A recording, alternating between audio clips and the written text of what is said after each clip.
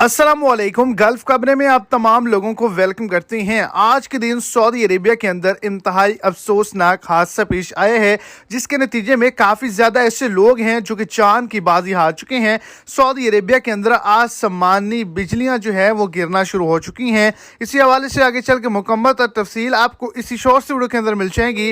Video को and तक देखें ताकि आपको तमाम डिटेल की अच्छे से समझ आ जाए। अगर इस चैनल पर आप फर्स्ट टाइम हैं तो लाजमी तौर पर इस चैनल को सब्सक्राइब करें, साथ में के बेल के नोटिफिकेशन को क्लिक करें, ऑल भी सिलेक्ट कर लें ताकि सऊदी अरब के रिलेटेड जो भी अच्छी बुरी खबरें हों वो आप तक बासानी और चल पहुंच के। और सपोर्ट के तौर पर वीडियो को लाइक करके अपने दोस्तों तक इसको ज्यादा से ज्यादा शेयर करें।